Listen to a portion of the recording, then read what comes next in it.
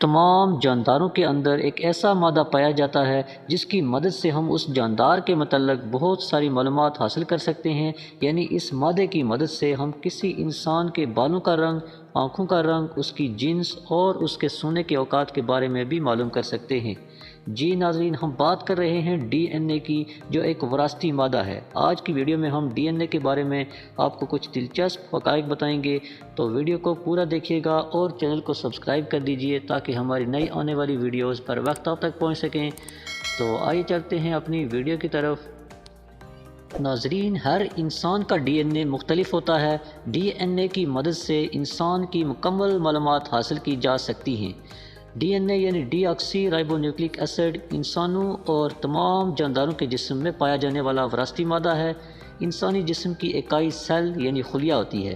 اس خلیے کے درمیان میں نیوکلیس پایا جاتا ہے جس کے اندر ڈی این اے ہوتا ہے۔ انسانی جسم کے تمام خلیوں میں ایک جیسا ہی ڈی این اے پایا جاتا ہے۔ ہر انسان کا ڈی این اے دوسرے انسان سے مختلف ہوتا ہے۔ ہر انسان اپنے ڈی این اے کا 50% حصہ اپنی والدہ سے وصول کرتا ہے اور بقیہ 50% حصہ اپنے والد سے۔ ان دونوں ڈی این اے کے مخصوص مرکب سے انسان کا اپنا ڈی این اے بنتا ہے۔ ڈی این اے میں انسان کے متعلق تمام معلومات ہوتی ہیں، مثلاً اس کی جنس، بالوں کا رنگ، آنکھوں کا رنگ، سونے کے اوقات، عمر اور جسمانی ساخت وغیرہ۔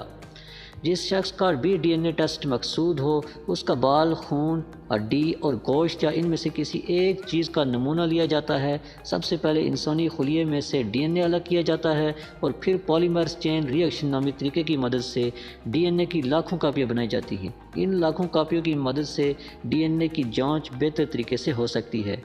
ڈی این اے کو جانچنے کے بعد D N a finger print بنایا جاتا ہے۔ دو مختلف نمونوں کے D N a finger print میں مماثلت دیکھ کر ان میں سے کسی تعلق کا تعین کیا جاتا ہے۔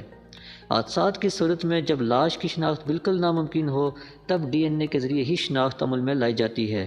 ڈی این اے کی مدد سے جانچا جاتا ہے کہ اس لاش کا ڈی این اے کس خاندان سے مل رہا ہے۔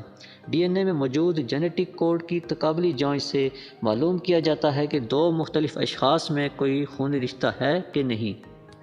اگر یہ جاننا ہو کہ کسی انسان کے حقیقی والدین کون ہیں، تو اس کے لیے ڈی این اے ٹیسٹ کیا جاتا ہے۔ اس کے علاوہ مجرم کی شناخت کے لیے بھی ڈی این اے ٹیسٹ کیا جاتا ہے۔ اگر جائے وقوع سے مجرم کا بائیولوجیکل نمونہ ملے تو اس کا ڈی این اے حاصل کر کے اس کی مکمل رپورٹ مرتب کر لی جاتی ہے۔ اس کے علاوہ اگر کسی خاندان میں کوئی مخصوص بیماری ہو تو وہ اپنے بچوں کی پیدائش سے پہلے ڈی این اے ٹیسٹ کی مدد سے یہ جان سکتے ہیں کہ ان کے بچے میں بھی یہ بیماری ہوگی کہ نہیں۔ اس کے علاوہ اگر کوئی اپنے آباء و اجداد کے متعلق معلومات حاصل کرنا چاہے تو وہ بھی ڈی این اے ٹیسٹ کی مدد سے ممکن ہے۔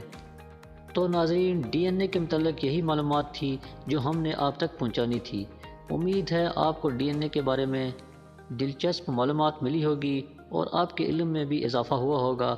اگر ہماری ویڈیو تھوڑی سی بھی آپ کو پسند آئی ہے تو ویڈیو کو لائک کر دیجئے اور چینل کو سبسکرائب کر دیجئے تاکہ ہماری نئی آنے والی ویڈیوز بر وقت آپ تک پہنچ سکیں۔